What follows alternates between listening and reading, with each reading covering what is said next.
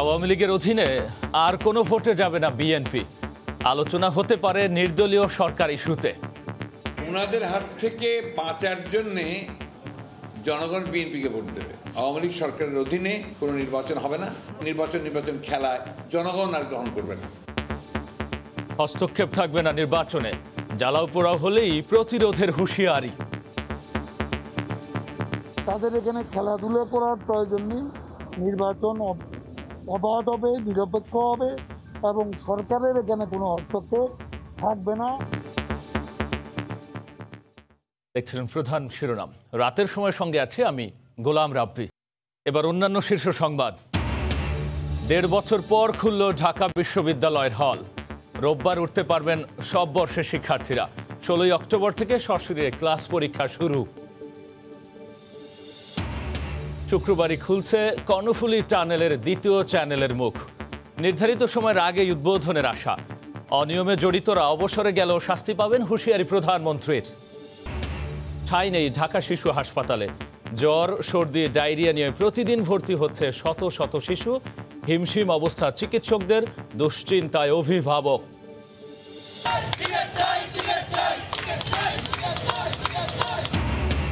সাফে বাংলাদেশ মালদ্বীপ ম্যাচের টিকিট নিয়ে অনিয়মের অভিযোগ।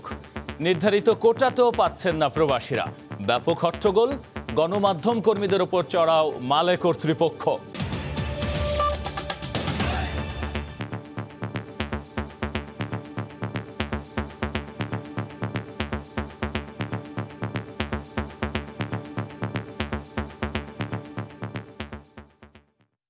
নতুন নির্বাচন কমিশনের অধীনে আগামী নির্বাচন হবে। সেখানে সরকারের কোনো হস্তক্ষেপ থাকবে না বলে জানিয়েছেন আওয়ামী লীগ সাধারণ সম্পাদক ওবায়দুল কাদের। সকালে আরিচা মহাসড়কের আমিনবাজারে নির্মাণাধীন সেতু পরিদর্শন শেষে সাংবাদিকদের প্রশ্নের উত্তরে তিনি কথা বলেন। এদিকে গুলশানে বিএনপির পক্ষ থেকে দলটির মহাসচিব মির্জা ফখরুল ইসলাম আলমগীর জানিয়েছেন, নির্বাচনকালীন নির্দলীয় সরকার ছাড়া সুষ্ঠু নির্বাচন সম্ভব নয়। আর আলোচনা হতে পারে কেবল এই ইস্যুতেই। জাতিসংঘ সফর থেকে ফিরে সোমবার প্রধানমন্ত্রী শেখ হাসিনার প্রেস কনফারেন্সে বিভিন্ন প্রসঙ্গের পাশাপাশি আওয়ামী লীগ প্রধান শেখ হাসিনা কথা বলেন রাজনৈতিক, বিশেষত জাতীয় নির্বাচন ইস্যুতেও। কোন আশার আলো দেখে ওদের বিএনপিকে বা অন্যদেরকে ভোট দেবে।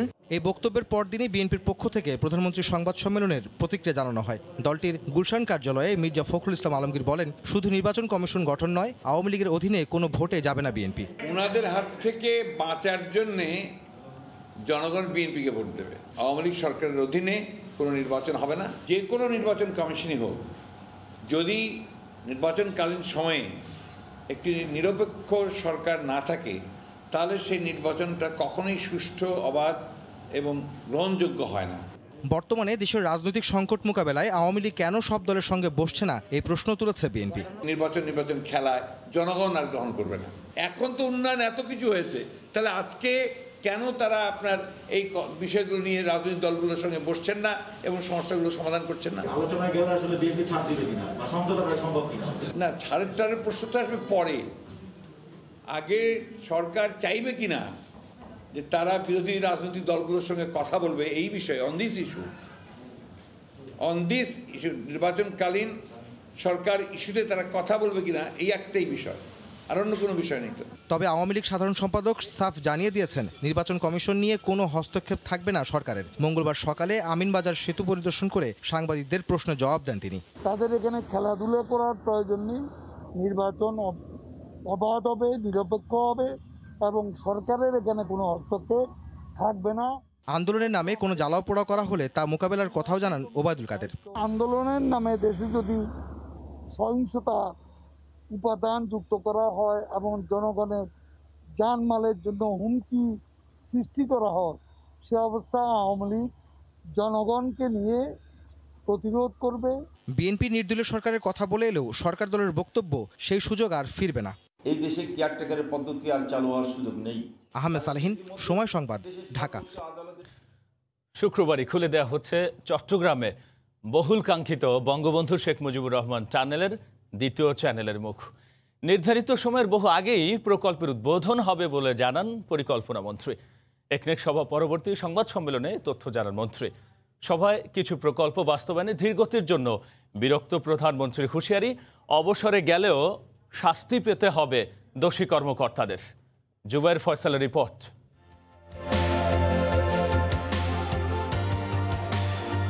এবার টানেল যুগে বাংলাদেশ। মাত্র দুদিন পরেই খুলে যাচ্ছে কর্ণফুলী নদীর নিচে তৈরি করা 2 টিউবে একাধিক লেনের সড়কের দ্বিতীয় চ্যানেল। 2019 সালে কাজ শুরু হওয়া প্রকল্পের উদ্দেশ্য ছিল চট্টগ্রাম নগরীর পতেঙ্গা ও দক্ষিণের আনোয়ারাকে যুক্ত করা, সঙ্গে নিরবিচ্ছিন্ন সড়ক যোগাযোগ স্থাপন। রাজধানীর শেরেবাংলা নগরের এনইসি সম্মেলন কক্ষে একনেক সভা পরবর্তী সংবাদ সম্মেলনের শুরুতেই এই চমক জাগানিয়া তথ্য দেন পরিকল্পনা মন্ত্রী। মন্ত্রী জানান, সীমিত আকারে যান চলাচল শুরু হবে টানেলে, আর আনুষঙ্গিক কিছু কাজ শেষে ঘোষণা করা হবে উদ্বোধনের দিনক্ষণ। একটা চ্যানেল তো আগে খুলেছিল, দ্বিতীয় চ্যানেলের কাজ চলছিল এই শুক্রবারে মধ্যরাতে এ মুখ খুলে যাবে, তার মানে আমাদের আসা যাওয়ার 2টি চ্যানেল পুরো হয়ে গেল। এইটা আমাদের কথা ছিল 22 ডিসেম্বরে উদ্বোধন করব। এখন যা মনে হচ্ছে ঘষা মাজা করে পরিষ্কার পরিচ্ছন্ন করে 22 ডিসেম্বর নয়, আর অনেক আগেই আমরা শেষ করতে পারবো। সভায় ইটিপি সিইটিপি ছাড়া নদীর পাড়ে কোনো শিল্প স্থাপন না করতে নির্দেশ দিয়েছেন প্রধানমন্ত্রী।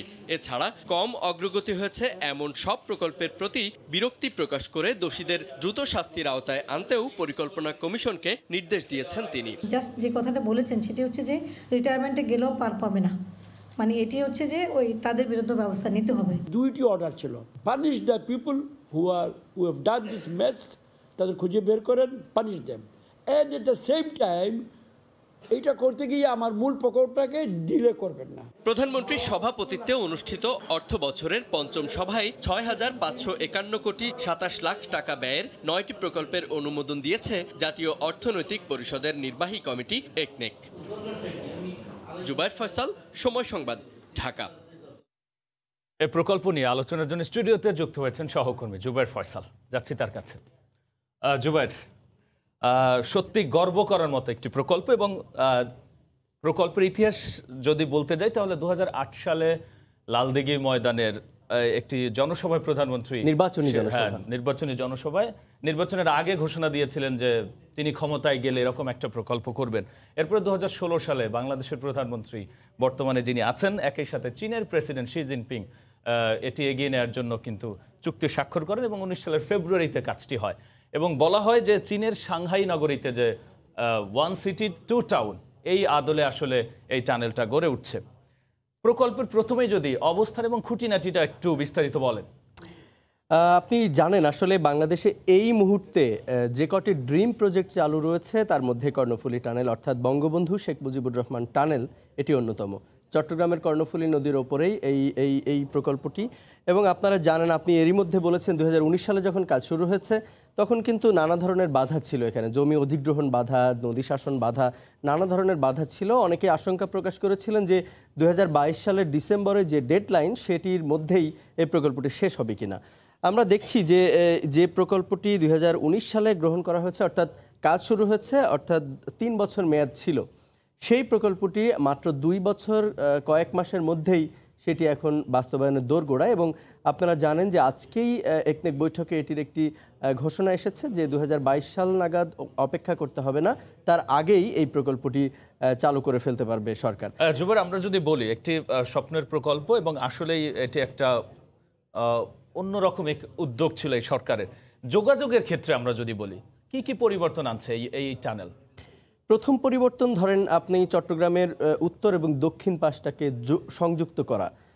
প্রথম যে সুবিধাটা সেটি হবে ঢাকা চট্টগ্রাম কক্সবাজার রুটে যে গাড়িগুলো চলাফেরা করে, কিংবা চট্টগ্রাম বন্দর থেকে যে গাড়িগুলো পণ্যবাহী যানগুলো ঢাকার বিভিন্ন জায়গায় আসে কিংবা দেশের বিভিন্ন জায়গায় যায়, তাদেরকে কিন্তু চট্টগ্রাম শহরের মধ্যে আর প্রবেশ করতে হচ্ছে না। আপনারা জানেন চট্টগ্রামের নেভাল একাডেমি থেকে কাফকো হয়ে দক্ষিণের আনোয়ারাকে কিন্তু এটি সংযুক্ত করবে। আপনারা দেখেন China communication and construction company এই প্রকল্পটি বাস্তবায়ন করছে, এবং নদীর মাঝ বরাবর টানেলের অবস্থান হবে 150 ফুট গভীর, এবং মূল টানেলের দৈর্ঘ্য আপনারা দেখছেন যে 3.32 কিলোমিটার, যদিও মূল প্রকল্পটি কিন্তু 9 কিলোমিটারের বেশি। অর্থাৎ আপনি খেয়াল করবেন যে এই 9 কিলোমিটারের ভেতরে যে অ্যাপ্রোচ রোডগুলো রয়েছে এই অ্যাপ্রোচ রোডগুলো কিন্তু এমন একটি পর্যায়ে এনে রাখা হয়েছে যেখান থেকে আসলে যানজট এড়িয়ে চট্টগ্রাম নগরীর ভেতরের যে যানজট সেটি এড়িয়ে কিন্তু মূল শহরকে এড়িয়ে কিন্তু পণ্য পরিবহন বলেন না যাত্রী পরিবহন বলেন, এতে কিন্তু সময় খরচ দুটোই কমে আসবে এবং গাড়িগুলোর যে অপেক্ষার সময় সেটিও কিন্তু কমে আসবে। জুবাইর, আরেকটি বিষয় আপনি বলছিলেন যে ঢাকা, চট্টগ্রাম এবং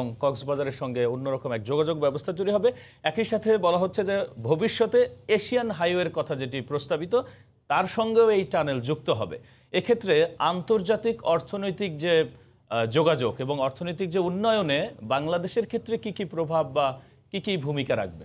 আমি খুব সংক্ষেপে আপনাকে বলতে চাই, আপনি জানেন যে পদ্মা সেতু প্রায় সম্পূর্ণ, সেখানে কাজকর্ম একেবারেই প্রায় শেষ প্রান্তে, অর্থাৎ মোংলা বন্দর থেকে সরাসরি চট্টগ্রাম বন্দরের সাথে যে সংযোগ এবং সেটার সাথে যে সবচেয়ে বড় স্থলবন্দর বেনাপোল স্থলবন্দর, এই তিনটাকে যদি আপনি একটা বেল্ট হিসেবে ধরেন, এশিয়ান হাইওয়ে বলেন, আন্তর্জাতিক বাণিজ্যে আপনি তখনই ভালো করতে পারবেন যখন দেশের অভ্যন্তরের বন্দরগুলো আপনি ভালোভাবে সচল রাখতে পারবেন। তো এই তিনটি প্রধান বন্দর যদি একই রোডের সাথে সম্পৃক্ত করা যায় সেক্ষেত্রে কিন্তু এই কর্ণফুলী টানেল কিন্তু সেখানে একটা বড় ধরনের ভূমিকা রাখবে। আরেকটি বিষয় যে প্রকল্পের অর্থায়নের ক্ষেত্রে আমরা দেখেছি যে এখানে 10,374 কোটি টাকা মোট ব্যয় এবং এখানে বাংলাদেশ সরকার কিন্তু তার তহবিল থেকে 4,461 কোটি 23 লাখ টাকা ব্যয় করছে। এখানে একটা বড় ধরনের বিনিয়োগ রয়েছে চীনা এক্সিম ব্যাংকে, তারা এখানে 5,913 কোটি 19 লাখ টাকা দিচ্ছে এবং এইখানে একটা ভালো জিনিস সেটি হলো যে সুদের হারটা খুবই কম, অর্থাৎ 2% সুদের কিন্তু এখানে হবে। আপনি অ্যাপ্রোচ রোড নিয়ে আমাকে জুবাইর, অ্যাপ্রোচ রোডের ইস্যুতে আমরা পরে যাব। এর আগে যদি আমরা একটু ইতিবাচক দিকটা নিয়ে আলোচনায় আসি, মন্ত্রী মহোদয় সরাসরি ওই সংবাদ সম্মেলনে এটিও বলেছেন যে আমরা বেশিরভাগই দেখতে পাই যে সময় মতো কোনো প্রকল্প শেষ হয় না, এর জন্য সরকারের নানা সময় সমালোচনায় পড়তে হয়, কিন্তু এক্ষেত্রে কিন্তু ব্যতিক্রম আরও একটা উদাহরণ তৈরি হলো, কারণ এর আগেও আমরা এরকম উদাহরণ দুই একটা দেখেছি। সো 2022 সালে যেটি হওয়ার কথা তার অনেক আগে হওয়ার মেকানিজমটা আসলে কি? প্রায় 3,000 কোটি টাকার মতো কিন্তু এখানে অর্থ সাশ্রয় হচ্ছে এবং মূল প্রকল্প 2022 সালের ডিসেম্বরে সমাপ্ত হওয়ার কথা থাকলেও 21 ডিসেম্বরে কিন্তু এটি সরকার যদি একটু আন্তরিকভাবে চেষ্টা করে এটি কিন্তু সম্ভব। অর্থাৎ 1 বছর আগেই কিন্তু এই প্রকল্পটি শেষ হচ্ছে। যেটি বলা হচ্ছে যে প্রত্যেকটি প্রকল্পে এক ধরনের সংশোধনী আসে, বারবার সংশোধনী করে সময় এবং ব্যয় বাড়ানোর একটা প্রস্তাবনা আমরা প্রায় একনেক সবাই দেখে থাকি। তো সেটি কিন্তু এই প্রকল্পের ক্ষেত্রে আমরা দেখছি না এবং এটা ইতিবাচক দিক যেটি সেটি হলো যে সরকারের যে সার্বক্ষণিক তদারকি, জুবাইর যেটি নিয়ে আমরা বলছিলাম অ্যাপ্রোচ রোড, এবং আমরা দেখেছি যে কর্ণফুলী দ্বিতীয় সেতু যখন হয় তখন এই অ্যাপ্রোচ রোডের কারণে কিন্তু ব্যবসায়ীরা বা যোগাযোগের ক্ষেত্রে একটি বাধা তৈরি হয়েছিল। এক্ষেত্রেও কিন্তু চট্টগ্রাম চেম্বারের ব্যবসায়ীরা এই দাবিটা তুলছেন যে টানেল তৈরি হচ্ছে কিন্তু অ্যাপ্রোচ রোড বা সংযোগ সড়ক যেটি সেটি আপনারা জানেন ইতোমধ্যে অ্যাপ্রোচ রোডের 8 লেনের অ্যাপ্রোচ রোডের কাজ কিন্তু চলমান এবং ব্যবসায়ীরা যেটি বলছেন সেটি যৌক্তিক। আশঙ্কা তো সব জায়গায় থাকে, কিন্তু টানেলটি হলে আমরা সরকার হয়তো বুঝতে পারবে এর গুরুত্ব এবং ব্যাপ্তিটা কি। তো অ্যাপ্রোচ রোড যখন কাজ চলমান রয়েছে নিশ্চয়ই সরকার এটিও চিন্তা করবেন যে টানেল উদ্বোধনের সাথে সাথে অ্যাপ্রোচ রোডটিও যেন উদ্বোধন করা যায়, সেটি তো নিশ্চয়ই তারা খেয়াল রাখবে। জুবাইর, আপনাকে অসংখ্য ধন্যবাদ এই স্বপ্নের এবং গর্বের একটা প্রকল্প নিয়ে আলোচনায় অংশ নেওয়ার জন্য। আপনাকেও। কর্ণফুলী নদীতে বঙ্গবন্ধু টানেলের বিস্তারিত নিয়ে আলোচনায় যুক্ত হয়েছিলেন সহকর্মী জুবাইর ফয়সাল। যাচ্ছে অন্য খবরে। হলে ফিরলেন ঢাকা বিশ্ববিদ্যালয়ের শিক্ষার্থীরা। প্রায় 1.5 বছর পর অনার্স চতুর্থ বর্ষ মাস্টার্সের শিক্ষার্থীদের জন্য বিশ্ববিদ্যালয়ের হল খুলে দেওয়া হয়েছে। হলে উঠতে পেরে উচ্ছ্বসিত শিক্ষার্থীরা। এদিকে আগামী 10 অক্টোবর অনার্স প্রথম, দ্বিতীয়, তৃতীয় বর্ষের ছাত্রছাত্রীরাও 1 ডোজ টিকা নেওয়ার শর্তে হলে উঠতে পারবেন। আর 16 অক্টোবর থেকে শুরু হচ্ছে সশরীরে ক্লাস ও পরীক্ষা। ঢাকা বিশ্ববিদ্যালয়ের দুর্যোগ ব্যবস্থাপনা বিভাগের শিক্ষার্থী অনন্যা রায় 1.5 বছরের অপেক্ষার অবসান ঘটিয়ে মঙ্গলবার পা রাখেন প্রাণের প্রাঙ্গণে। তাই অনন্যার কণ্ঠে উচ্ছ্বাসের সুর। টিএসসিতে কোনো প্রোগ্রাম হলে দেখা, সবাই মিলে পুকুর পাড়ে আড্ডা দেওয়া, এই জিনিসগুলোকে খুব মিস করেছি। আমরা প্রিয়জনের মুখগুলো আবার প্রতিদিনের মতো দেখতে পারবো।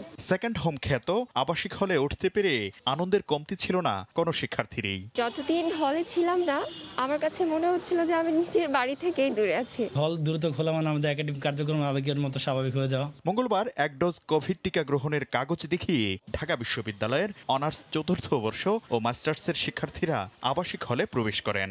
হল কর্তৃপক্ষের তরফ থেকে তাদের জন্য ফুল রেখেছি, একটি করে রজনীগন্ধার স্টিক, এবং তাদেরকে মিষ্টি মুখ করিয়ে আমরা হলে ঢোকাচ্ছি। প্রায় 1 বছর 7 মাস সময়, এই সময়টা আমরা ক্লাসরুম বলি, হল রুম বলি, ওদের অনুপস্থিতি এর মতো পীড়াদায়ক আর কিছু আমার মনে হয় না। বিশ্ববিদ্যালয় উপাচার্য জানান, দ্রুতই সব বর্ষের শিক্ষার্থীরা আবাসিক হলে উঠতে পারবেন। আর আগামী 7 অক্টোবর থেকে বিশেষ ব্যবস্থাপনায় জাতীয় পরিচয়পত্র পাবেন ঢাকা বিশ্ববিদ্যালয়ের শিক্ষার্থীরা। 2-1 দিনের মধ্যেই যে ফোরামগুলো আছে, যে বডিগুলো আছে, সেখানে বসে আমরা সিদ্ধান্ত নেব যাতে স্বাভাবিক কার্যক্রমে সকলকে নিয়ে সেখানে যাতে কেউ বাদ না পড়ে সেই বিষয়টি বিবেচনায় রেখেই সকল ধরনের কর্মপ্রয়াস রাখছি। পর্যায়ক্রমে গণরুন্মুক্ত হবে ঢাকা বিশ্ববিদ্যালয়। 1 বছরের মধ্যে শিক্ষার্থীদের ক্ষতি পুষিয়ে নিতে একাডেমিক ক্যালেন্ডারে পরিবর্তন আনাসহ নানা পরিকল্পনা করছে ঢাকা বিশ্ববিদ্যালয়।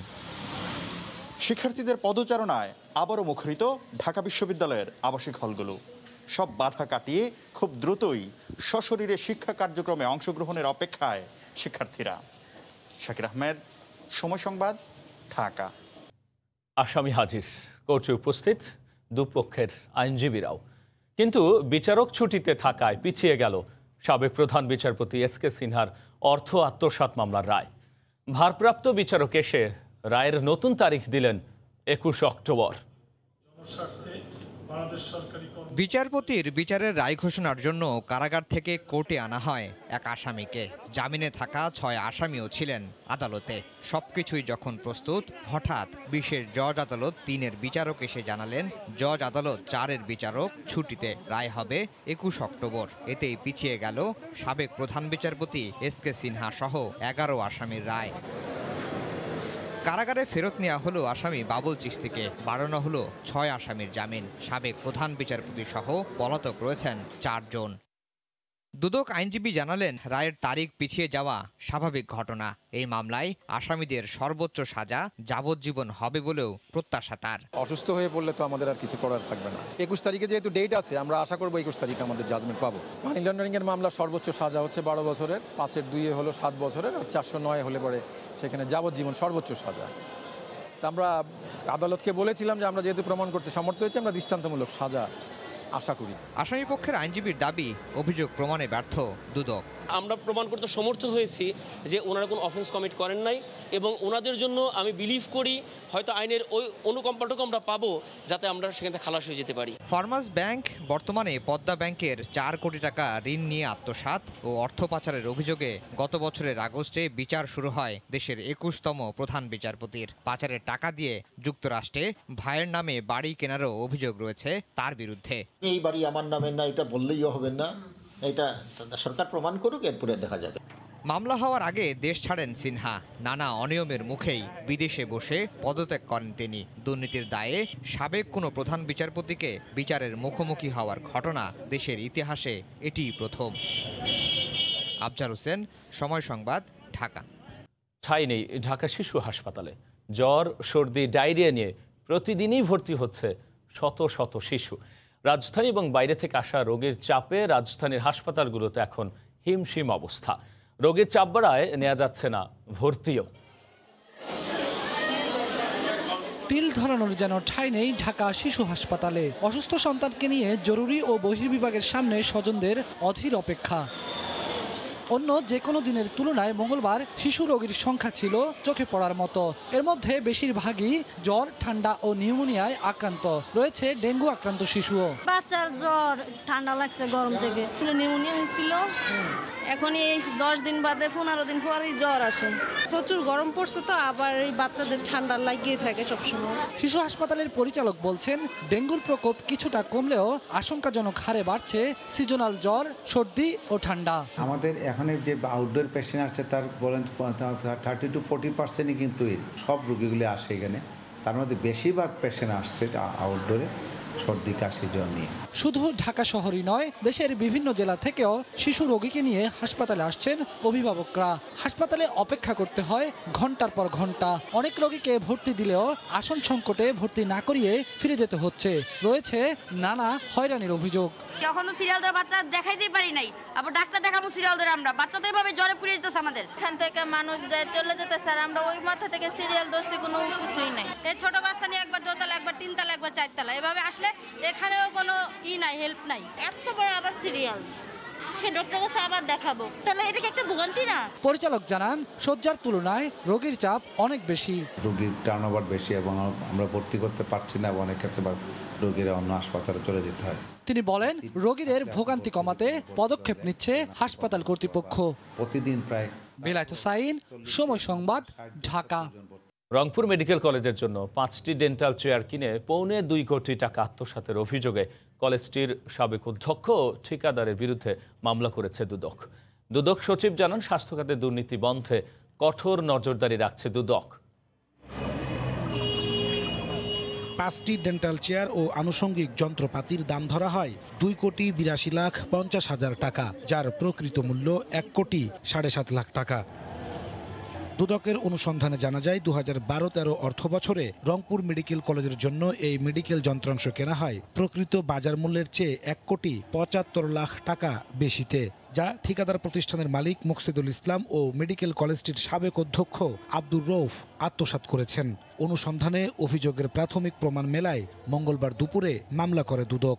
এরা পরস্পর যোগসাযোগে প্রতারণা ও জালজালিয়াতির আশ্রয় নিয়ে অসৎ উদ্দেশ্যে আর্থিকভাবে নিজেরা লাভবান হওয়ার লক্ষ্যে ক্ষমতার অপব্যবহারপূর্বক অপরাধমূলক অসদাচরণ করে কোনো ব্যাংক গ্যারান্টি ছাড়াই এই ক্রয় পরিকল্পনা বাস্তবায়ন করে। স্বাস্থ্য খাতে দুর্নীতি রোধে স্বাস্থ্য মন্ত্রণালয়কে দেয়া দুদকের 11 দফা সুপারিশ বাস্তবায়ন হচ্ছে কিনা তা দুদক নজরদারি করছে বলে জানিয়েছেন সংস্থাটির সচিব। সেই সুপারিশগুলোর কি অবস্থা, কেন বাস্তবায়ন হয় নাই, এ বিষয়ে আমরা ক্যাবিনেটকেও চিঠি দিয়েছি যে ক্যাবিনেট সমন্বয় করার জন্য। অপরাধ হলে আমরা নলেজে আসলে আমরা নজরদারিতে নিব। এদিকে মঙ্গলবার কুমিল্লার নাঙ্গলকোট উপজেলায় সমাজসেবা অফিসারের বিরুদ্ধে প্রতিবন্ধী, বিধবা ও বয়স্ক ভাতার কার্ড দেওয়ার ক্ষেত্রে ঘুষ দাবির অভিযোগে অভিযান চালায় দুদক। নাজমুস সালিহি, সময় সংবাদ, ঢাকা। বেশ কয়েকবার পিছিয়ে ঠিক হলো বাস রুট রেশনালাইজেশন কার্যক্রম শুরুর চূড়ান্ত তারিখ। 1 ডিসেম্বর থেকে ঘাটারচর থেকে কাঁচপুর পর্যন্ত রুটে চলবে ঢাকা নগর পরিবহন। হবে 16টি বাসবে, 40টি যাত্রী ছাউনি।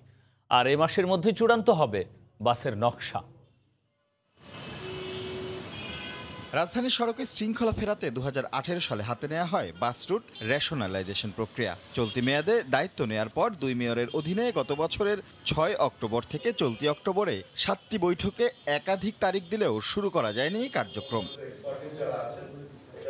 মঙ্গলবার দক্ষিণের নগর ভবনে বেলা 11টায় শুরু হয় বাস রুট রেশনালাইজেশনের 18তম সভা। পরে সাংবাদিকদের জানানো হয় এবারে চূড়ান্ত হয়েছে দিনক্ষণ। 1 ডিসেম্বর থেকেই একটি রুটে শুরু হবে এই কার্যক্রম। আর প্রথম রুট ঘাটারচর থেকে কাঁচপুর। ঢাকা নগর পরিবহনের কার্যক্রম ঘাটারচর কাঁচপুর আমরা ইনশাআল্লাহ শুভ উদ্বোধন করতে পারবো। সেই প্রেক্ষিতে আমরা তারিখ নির্ধারণ করেছি এবং যাবতীয় সামগ্রিক কার্যক্রমগুলো আমরা বিচার বিশ্লেষণ করে আমরা প্রায় সম্পন্নের দিকে নিয়ে এসেছি। পর্যায়ক্রমে এই যাত্রাপথটা শুরু করার পরেই আমরা পুরো ক্লাস্টারটা নিয়ে আমরা কাজ আরম্ভ করব। মেয়র জানান 2019 সালের আগের কোনো বাসই চলবে না এই রুটে। একই রঙের একই নকশায় হবে সবগুলো বাস। 14 তারিখে নতুন বাসের ডিজাইনটা হবে এবং আমরা 20 তারিখে আমরা আপনারা যেতে পারেন, আমরা নতুন বাসের কি ডিজাইন হবে এটি আমরা ফাইনাল করব ইনশাল্লাহ। এবং আমরা মনে করি যে এটি একটি নতুন দিগন্ত, এটি অত্যন্ত চ্যালেঞ্জিং ব্যাপার। ঢাকা শহরে সবসময় যে চ্যালেঞ্জটা আছে, বাট আমরা মনে করি এতে ঢাকা শহর একটি পর্যায়ক্রমে ডিসিপ্লিনের মধ্যে আসতে পারবে। প্রথমে জয়েন্ট ভেঞ্চারে শুরু হবে প্রাথমিক কার্যক্রম, পরে পরিধি বাড়লে কোম্পানি হিসেবে চালু করা হবে রেশনালাইজেশনের বাস। রাশেদ লিমন, সময় সংবাদ, ঢাকা। ট্রেন থামাতে পটকা, যুগের পর যুগ না ফোটালেও বছরের পর বছর পটকা কিনছে রেলওয়ে। আর এতে বারুদের মতো হাওয়ায় মিলে যাচ্ছে কোটি কোটি টাকা। রেলের সিগন্যাল তদারকি যারা করেন তাদের বক্তব্য, ব্রিটিশ আমলের এই পদ্ধতি বর্তমান প্রেক্ষাপটে অচল। আর তাই বিশেষজ্ঞরা বলছেন অকার্যকর জেনেও এই পদ্ধতি চালু রেখে অপচয় করা হচ্ছে রাষ্ট্রীয় টাকা। নুরুল আলম নয়নের ক্যামেরায় নাজমুস সালেহি রিপোর্ট।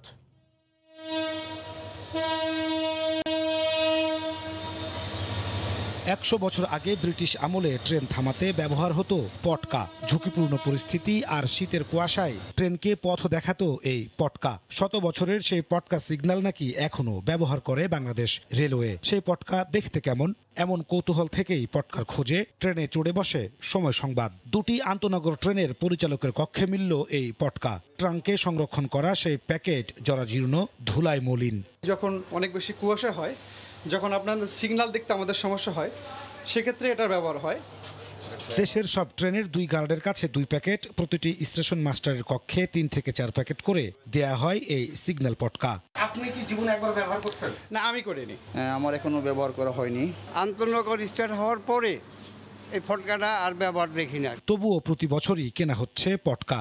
হিসেব বলছে গত 5 বছরে রেলের পূর্বাঞ্চলেই কেনা হয়েছে প্রায় 1 কোটি টাকার পটকা। পশ্চিমাঞ্চল সূত্রে জানা গেছে টাকার হিসেব পূর্বাঞ্চলের চেয়ে আরও 2-3 গুণ বেশি। রেলের সিগন্যাল সংশ্লিষ্টরা বলছেন বুলেট ট্রেনের যুগে পটকা সিগন্যাল পুরোপুরি অচল। 20-21 বছর জীবনে আমি এইটা ব্যবহার করি নাই আর কি, মানে এমনি টেস্টিং হিসাবে ব্যবহার করছি। বিশেষজ্ঞরা বলছেন অনিয়মের জন্যই এই পদ্ধতি জিইয়ে রেখেছে রেল। পুরনো একটা সিস্টেমকে এখনো টিকিয়ে রাখার মাধ্যমে আমরা কিন্তু প্রতি বছর আমার অর্থের যেমন অপচয় হচ্ছে, পাশাপাশি উন্নত প্রযুক্তি ব্যবহার না করার ফলে আমার রেল ব্যবস্থাপনাটা কিন্তু ঝুঁকির মধ্যে রয়েছে। প্রতি প্যাকেট পটকার মেয়াদ থাকে 2 থেকে 3 বছর। শুধু এই পটকা সিগন্যালই নয়, রেলে এমন আরও 5 থেকে 7টি পণ্য আছে যা বছরে একবারও ব্যবহার হয় না, কিন্তু প্রতি বছর কেনা হয় লাখ লাখ টাকার। নাজমুস সালিহি, সময় সংবাদ, ঢাকা। রাত পোহালেই দেবী পক্ষের সূচনা, শুভ মহালয়া। এর আগে ভারতের পশ্চিমবঙ্গে পূজার কেনাকাটায় চোখে পড়ার মতো ভিড় দেখা গেল। গত বছর কোভিডের কারণে পূজার কেনাকাটা করতে পারেননি অনেকেই।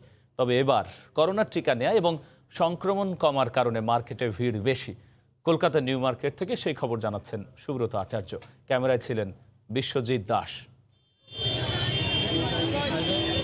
কেনাকাটায় জমজমাট কলকাতার নিউ মার্কেট। পূজার শুরুর আগে শেষ মুহূর্তে পছন্দের জিনিস কিনতে ব্যস্ত সাধারণ মানুষ। উৎসবের 16 আনা পূর্ণ করতে কমতি রাখছেন না কোনো কিছুরই।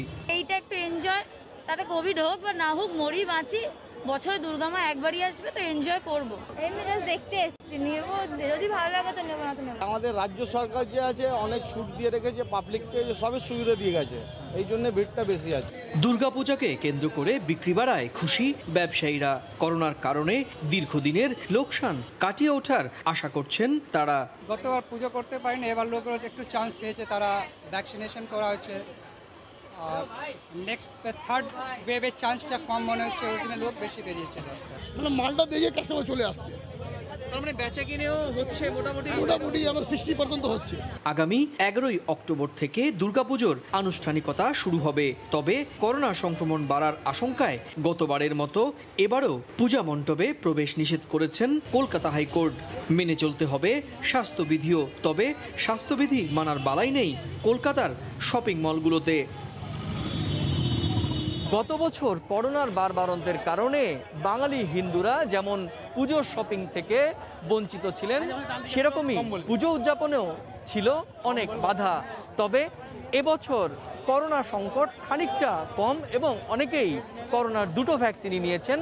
ফলে এই নিউ মার্কেটে হুমড়ি খেয়ে পড়েছে পুজোমুখী বাঙালি হিন্দুরা। কলকাতার নিউ মার্কেট থেকে সুব্রত আচার্য, সময় সংবাদ। পশ্চিমবঙ্গের মুখ্যমন্ত্রী মমতা বন্দ্যোপাধ্যায় ভবানীপুরের উপনির্বাচনে বিজয় আনন্দ মিছিল ও মানববন্ধন করেছে বাংলাদেশের সচেতন যুব সমাজ নামে একটি সংগঠন। সকালে রাজধানীর শাহবাগে জাতীয় জাদুঘরের সামনে তারা এ মানববন্ধন করে। এ সময় তারা বলেন, পশ্চিমবঙ্গে মমতার জয়ের মাধ্যমে অসাম্প্রদায়িক রাজনীতির বিজয় পুনরায় প্রতিষ্ঠিত হয়েছে।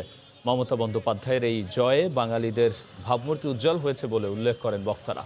কয়েকদিন আগে পশ্চিমবঙ্গের ভবানীপুরের উপনির্বাচনে বিজেপি প্রিয়াঙ্কা টিবরেওয়ালের থেকে 58,853 ভোট বেশি পেয়ে জিতেছেন তৃণমূল নেত্রী ও পশ্চিমবঙ্গের মুখ্যমন্ত্রী মমতা ব্যানার্জি। ভারতের বিপক্ষে চমক জাগা নিয়ে পারফরমেন্সের পর সাফে বাংলাদেশ মালদ্বীপের ম্যাচের টিকিট নিয়ে ব্যাপক চাহিদা তৈরি হয়েছে প্রবাসী বাংলাদেশিদের মধ্যে। মালদ্বীপের রাজধানী মালে থেকে বিস্তারিত এস এম ইকবালের রিপোর্টে ছবি তুলেছেন সেলিম আহমেদ। এটা বঙ্গবন্ধু কিংবা মিরপুর স্টেডিয়ামের চিত্র ভাবলে ভুল করবেন, কিন্তু ভালো করে কান পেতে শুনুন, ঢাকা থেকে প্রায় 3000 কিলোমিটার দূরে মালের আবেগটাও ঠিক একই রকম। ঢাকার মাঠে খেলা হলে দর্শকের দেখা মেলে না, আর রাশমিধানুতে টিকিটের দেখা নেই। কত হাহাকার, কত আর্তনাদ, তবু ওদের কথা শোনার যেন কেউই নেই। প্রত্যেকটা ম্যাচে আমরা টিকিট কাটি, আজকে কেন আমাদের কাছে টিকিট বিক্রি করবো না, শুধু দিবেদের কাছে টিকিট বিক্রি করতেছে। আমরা আমাদের কাজকর্ম সবকিছু ফালাইয়া আমরা আইছি টিকিটের জন্য, কিন্তু আমরা বাইরের কান্ট্রির মানুষ দেখে আমাদের কাছে টিকিট বিক্রি করা হচ্ছে না। এমনিতেই মালের এই স্টেডিয়ামটির ধারণ ক্ষমতা কম, কোভিড আরও সংকীর্ণ করেছে সেই সংখ্যা। মাত্র 7000 সমর্থকের সুযোগ আছে ম্যাচ উপভোগের, যেখানে বাংলার জন্য বরাদ্দ 10% অর্থাৎ 700 টিকিট, কিন্তু মোটে মিলেছে 50 থেকে 60টি। ওনারা বলতেছে 200 টিকিট তোমাদের জন্য বরাদ্দ করা হয়েছে, 200 টিকিট বিক্রি করা হয়ে গেছে। আমরা 60 জন মনে হয় টিকিট পাই নাই, এরা আমাদেরকে একটা টিকিটও দেয় নাই।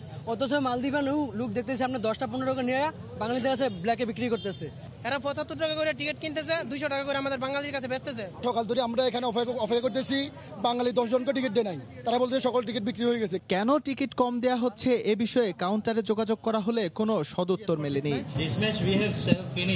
এরপরই ঘটে অপ্রীতিকর পরিস্থিতি। সংবাদ সংগ্রহ করতে আসা সময় সংবাদের কর্মীদের উপর চড়াও হন মিডিয়া ম্যানেজার জামিল। এক পর্যায়ে ছিনিয়ে নেয়ার চেষ্টা করা হয় অ্যাক্রিডিটেশন কার্ড। এর আগে সকালে 2 জন প্রবাসী বাঙালি টিকিট প্রত্যাশীদের পুলিশ ধরে নিয়ে যায় বলে খবর আসে সময় সংবাদের কাছে। টিকিট চাই, কিন্তু কোথাও সেই টিকিট নাই। এই কথাটা মালদ্বীপিয়ানদের জন্য প্রযোজ্য না হলেও শতভাগ প্রযোজ্য বাঙালিদের জন্য। অনেকেই সকাল থেকে এইখানে লাইনে এসে অপেক্ষা করেছেন দীর্ঘ সময়, কিন্তু শেষ পর্যন্ত অনেককেই ঘাড় ধাক্কা দিয়ে বের করে দেওয়া হয়েছে লাইন থেকে।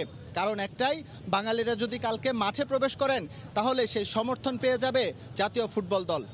মালে থেকে SM ইকবাল, সময় সংবাদ, মালদ্বীপ। এ পর্যায়ে শীর্ষ সংবাদ জানিয়ে দিচ্ছি আরও একবার। আওয়ামী লীগের অধীনে আর কোনো ভোটে যাবে না বিএনপি, সাফ জানালেন ফখরুল। হস্তক্ষেপ থাকবে না নির্বাচনে, জ্বালাও পোড়াও হলে প্রতিরোধের হুঁশিয়ারি কাদেরের।